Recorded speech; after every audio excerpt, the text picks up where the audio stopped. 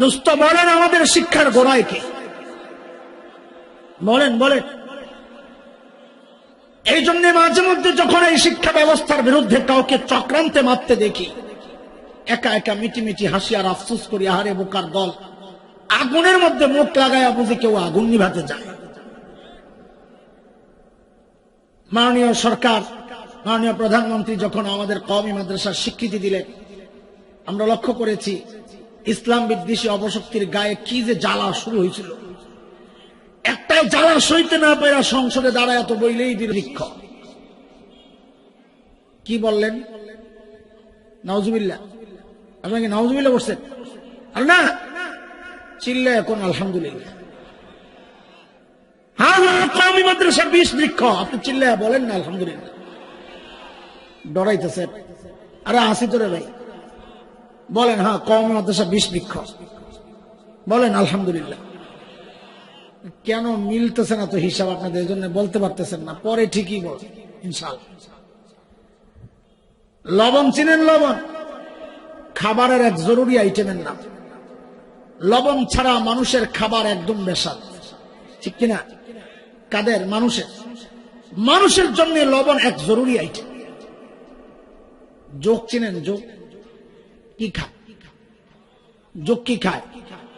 ওই রক্ত খেকো জোকের মাথায় যদি একটু লবণ দেন, ও আপনাকে সালাম দিবে না, ছটফট করতে করতে মারা যাবে।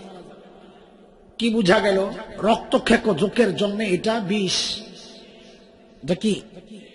যা মানুষের জন্য জরুরি আইটেম। মনে আছে তো? হ্যাঁ হ্যাঁ, কওমি মাদ্রাসা 20 বৃক্ষ, কথা ঠিকই আছে। কেন?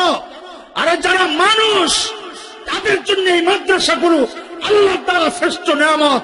কিন্তু যারা মানুষের রক্ত চুষে চুষে সম্পদের পাহাড় করে, ওদের জন্য তো জরুরি আইটেম না, ওদের জন্য তো 20 বৃক্ষ, কথা তো ঠিকই আছে।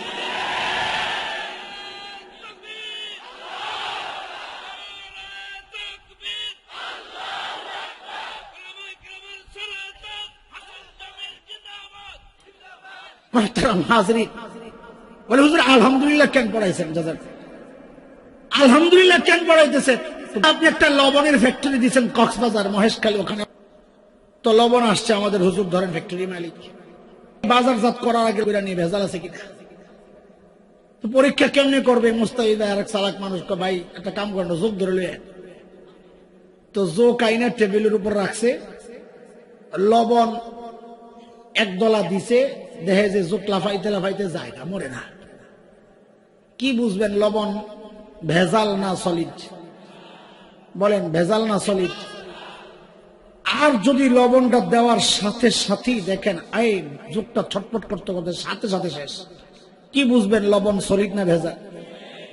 তখন নাউজুবিল্লাহ পড়বেন না আলহামদুলিল্লাহ, যা আমার ফ্যাক্টরির মালটা কি সলিড। কি এই জন্য নাউজুবিল্লাহ না আলহামদুলিল্লাহ?